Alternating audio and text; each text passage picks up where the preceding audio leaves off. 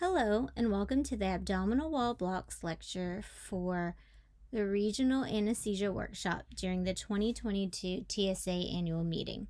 My name is Xuan Langridge. I am a fellowship-trained regional and acute pain anesthesiologist practicing in Houston. It is my pleasure to be leading you all in today's discussion.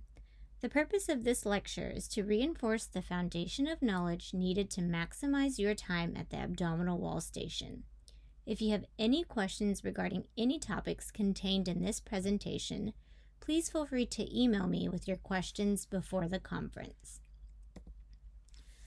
By the end of today's lecture, you should be able to 1. Recall the functional anatomy and physiology of spinal nerves, 2. Recall the innervation of the abdomen, 3. Recall the various regional techniques for abdominal analgesia, 4. Review the mechanism of action for fascial plane blocks. 5. Recognize the relevant ultrasound anatomy to perform the subcostal and lateral transversus abdominis plane blocks. And 6. Recognize the relevant ultrasound anatomy to perform the lateral and posterior quadratus lumborum or QL blocks. We'll briefly review the functional anatomy of the central and peripheral nervous system. The CNS communicates with the body via spinal nerves. If you recall, sensory fibers arise from neurons in the dorsal root ganglia, while motor fibers arise from neurons in the ventral horn of the spinal cord. The dorsal and ventral roots converge in the intervertebral foramen to form a spinal nerve. The spinal nerve then divides into ventral and dorsal rami.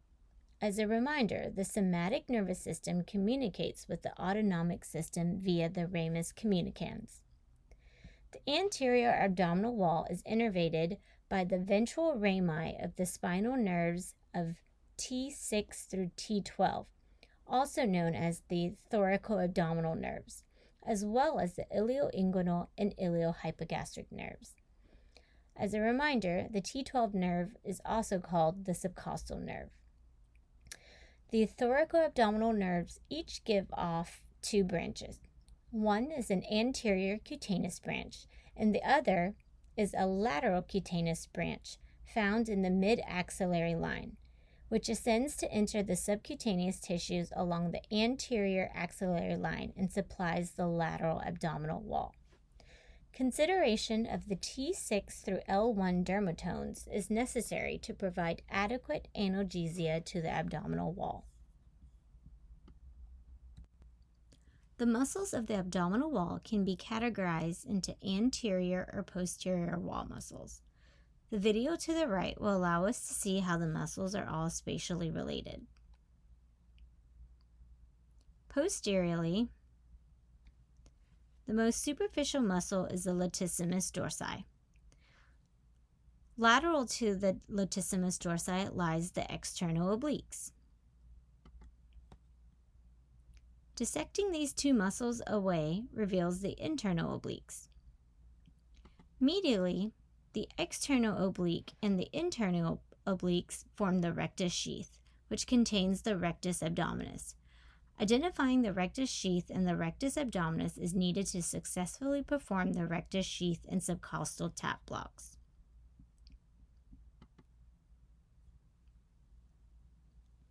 Deep to the internal oblique lies the transversus abdominis. Posteriorly, you can see the erector spinae muscle group running longitudinally. The erector spinae muscle group is made up of the iliocostalis, longissimus, and spinalis muscles. Though beyond the scope of the lecture today, the target of the ESB plane block is at the point of insertion of the erector spinae muscles to the transverse processes of each vertebrae.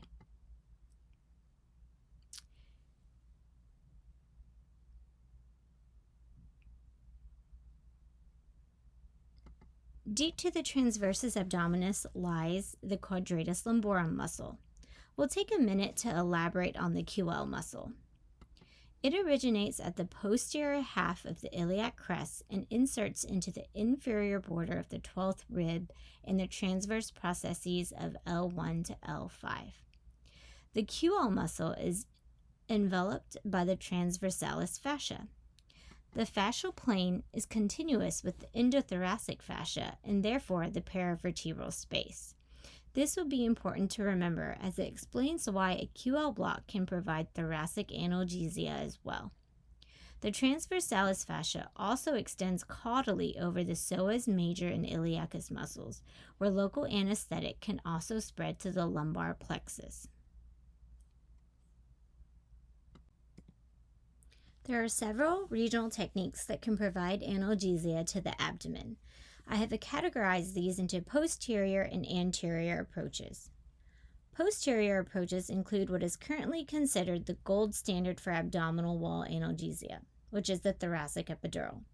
However, its use is often limited by concomitant presence of coagulopathy and therapeutic or prophylactic anticoagulation.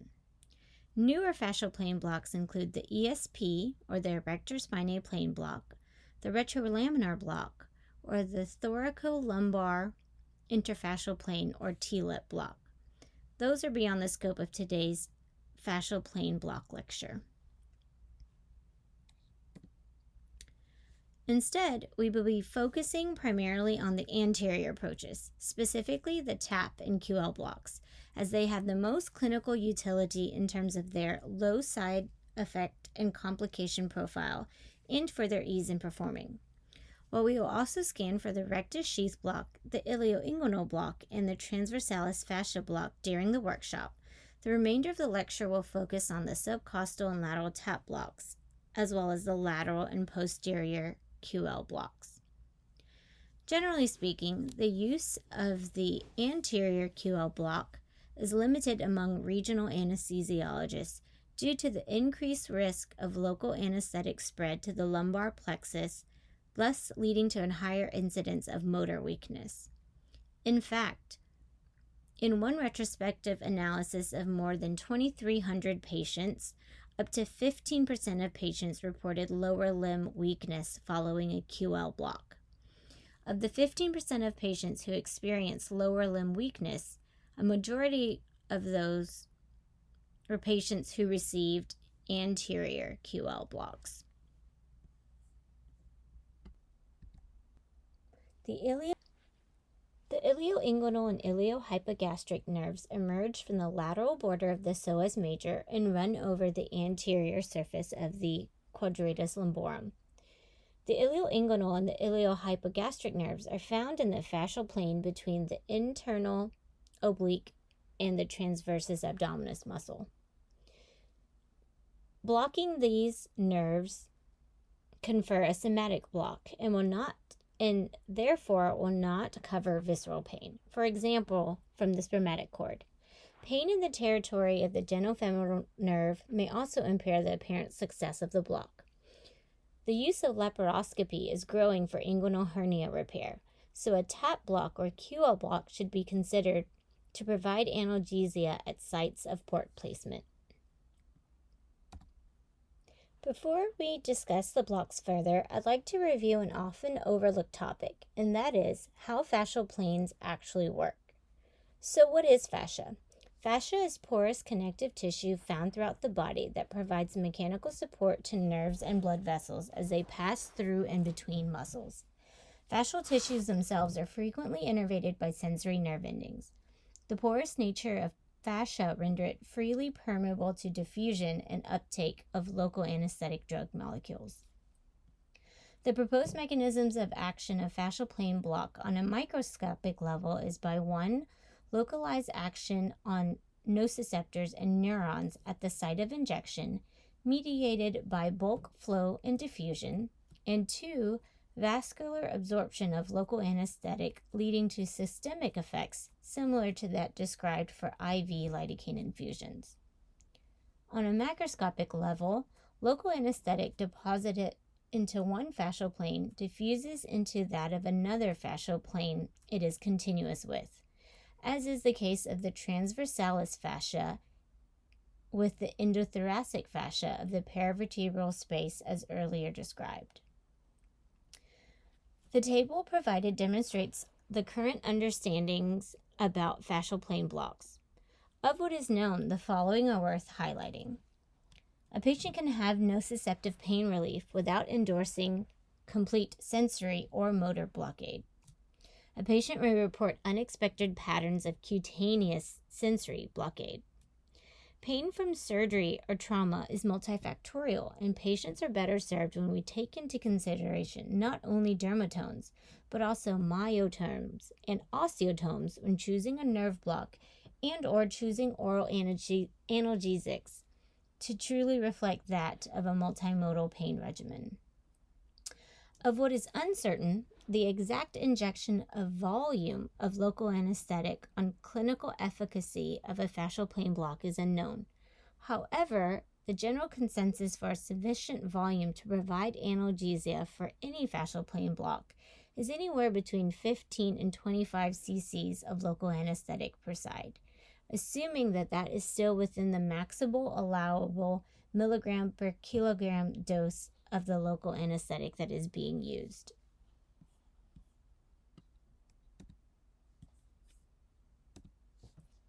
Now that we are caught up on the mechanism, let us return to the anatomy of the musculature of the abdomen. These are cross-section images of the abdomen showing the ideal areas of injection for the various TAP and QL blocks. The first image shows the ideal needle placement for a subcostal TAP block and a lateral TAP block. Both of the images show an ideal needle placement for the lateral and posterior QL blocks.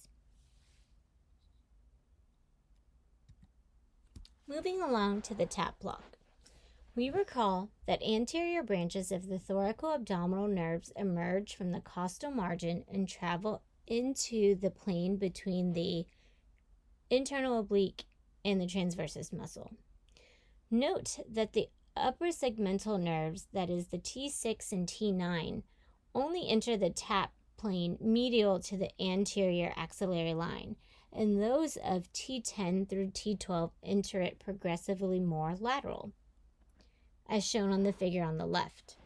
This has implications for the pattern of nerve involvement that can be expected by injection at different locations of the TAP plane. The subcostal TAP, which blocks T6 through T9, or dermatomes above the umbilicus, is performed by placing a high-frequency linear probe lateral to the xiphoid process and parallel along the costal margin. The local is deposited deep to the rectus abdominal muscle and superficial to the transversus abdominis muscle, at about the level at the mid-clavicular line. The subcostal TAP is sufficient for laparoscopic gastric surgeries. To perform the lateral TAP block, a high-frequency linear probe is placed parallel and superior to the iliac crest. Local anesthetic is deposited between the internal oblique and the transversus abdominis muscle at the mid-axillary line. The lateral TAP block provides analgesia to the T10 through L1 dermatomes and provides analgesia for abdominal surgeries below the umbilicus.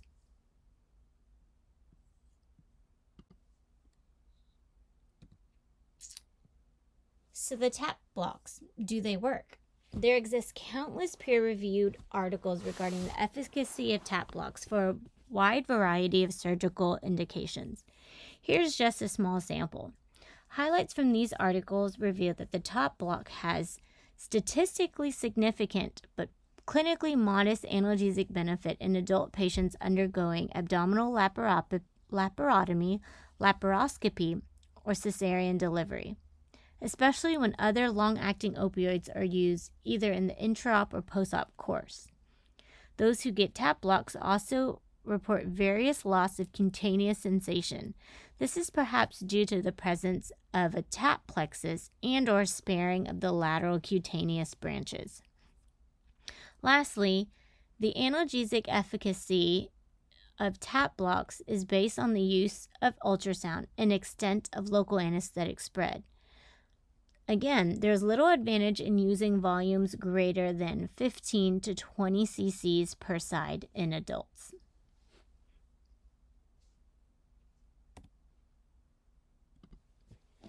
We now turn our attention over to the QL block. The growing interest in this block stems from the ability of the QL to provide more extensive abdominal analgesia compared to that provided by the TAP block. The nomenclature has changed since the block was first described by Blanco, in which numeric numbers were used. This led to much confusion. Today, the QL blocks are referred to by the relative location in which the local is deposited around the QL muscle. Let's take a moment to look at the diagram on the left. Here you can see the relative spatial relationship of the different fascial plane blocks we already mentioned. That is, the fascial plane target is the same for each of the blocks, but the density of analgesia seems to be improved the further posterior you are able to deposit the local anesthetic. The posterior QL block would technically be performed out of the boundaries of the current ultrasound picture, since the latissimus dorsi has not yet appeared. This is another great depiction of the target areas of local deposition around the QL block. To perform the lateral QL block, local is deposited on the lateral aspect of the QL muscle, immediately lateral to the tapered end of the transversus abdominis muscle. To perform the posterior QL block, local is deposited on the posterior surface of the QL muscle between it and the latissimus dorsi. So do QL blocks work?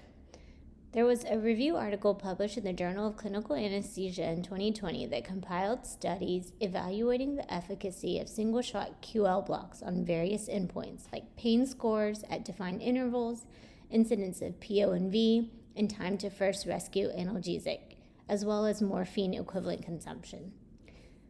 In summary, the QL block has been adopted successfully for a number of surgical procedures, including intraperitoneal and retroperitoneal abdominal surgery, as well as pelvic and hip surgery. The QL block provides analgesia reliably from T8 to T12, but can extend as high as and as low as T6 through L1. The QL block also provides visceral coverage because of paravertebral spread via the transversalis fascia investing the QL. Again, an injectate volume of 15 to 20 cc's is typical and sufficient to provide dense analgesia. Interestingly, the review article highlights 4 studies in particular in which the QL block was compared to the TAP block for general surgery, colorectal surgery, C-section, or abdominal hysterectomy. In all 4 studies across the 4 different surgical populations, the QL block was found to be statistically better than the TAP block at various endpoints, though of course, statistical significance may not confer clinical significance. In my clinical practice, we have transitioned exclusively over to providing QL blocks when indicated, as opposed to lateral TAP blocks. So this begs the question, how do I do my QL blocks? The video to the right was from a QL block that I performed while I was a fellow with my esteemed mentor, Dr. Nadia Hernandez. The left of the screen is anterior and the right is posterior. We started by identifying 3 abdominal muscle wall layers, the external oblique, internal oblique, and the transversus. The transversus muscle was then traced back to identify its taper. Once the QL muscle was identified, we then slide the transducer even further posterior to watch the latissimus dorsi muscle come onto the screen. The needle was then advanced in a 45-degree angle, and hydrodissection was performed until we confirmed that we were indeed in between the latissimus dorsi and QL muscle. Ideally, you want to see the QL muscle peel away from the latissimus dorsi muscle. This ensures that we have a fascial plane block as opposed to an intramuscular block. Here is another video of the QL block using a linear transducer with relevant structures labeled. Note the relationship of the QL muscle to the transverse process of a vertebral body, as well as the erector spinae muscles to the vertebral body.